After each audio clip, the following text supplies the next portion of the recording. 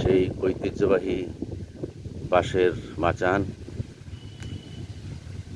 গ্রাম বাংলার এটা ছিল একটা ঐতিহ্য। এখানে প্রত্যেকটা বাড়ির, অবস্থা সম্পন্ন বাড়ির আঙ্গিনায়, গাছতলায় এরকম মাচাল পেতে দেওয়া হতো। মানুষজন এসে আড্ডা মারত, সময় কাটাতো, গল্প করতো।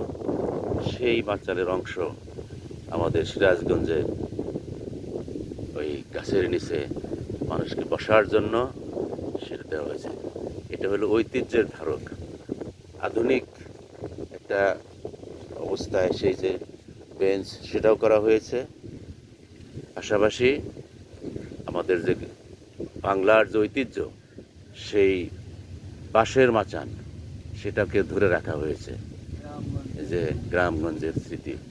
আমার সুনীলদা বসে আছে, ওনার সম্পর্কে একদিন বলেছি যে প্রখ্যাত ফুটবলার, গোলকিপার, সিরাজগঞ্জ সাবেক কওমি জুট মিলের প্রখ্যাত গোলকিপার, যার খেলা দেখার জন্য মানুষ হুমড়ি খেয়ে পড়ত।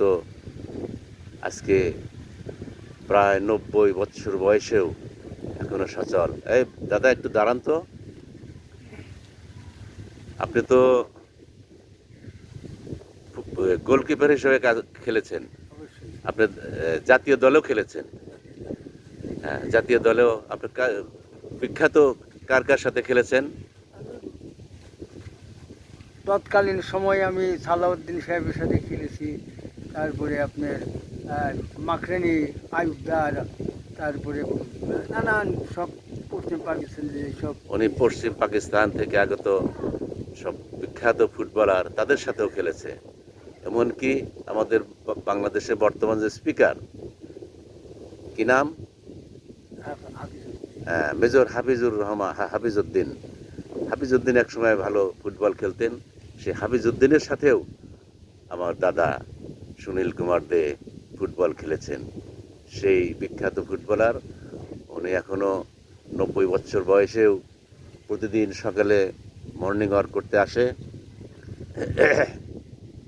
এখনো অন্তত 2-4 কিলোমিটার প্রতিদিন সকালে প্রাতঃভ্রমণ করেন এবং শারীরিক কসরত এখনও অব্যাহত রেখেছেন। যেই কারণে এখনও সুস্থ সবল দেহেই, যদিও আগের মতো সেই বাঘা স্বাস্থ্য আর নেই, কিন্তু তারপরেও উনি অত্যন্ত আদর্শবাদী একজন মানুষ। ওনাকে অনুসরণ করে এখনও সিরাজগঞ্জের মানুষ শরীরচর্চা ইত্যাদি ইত্যাদি করে। উনি একজন অত্যন্ত গুণী মানুষ এবং প্রায় 90 বছর বয়সেও আজকে তিনি সচলভাবে হাঁটাচলা করেন। সকলকে ধন্যবাদ, আপনাকে ধন্যবাদ আমার এই নেওয়ার জন্য। সকলকে আমি ধন্যবাদ জানাচ্ছি। দর্শকদের উদ্দেশ্যে কিছু বলেন।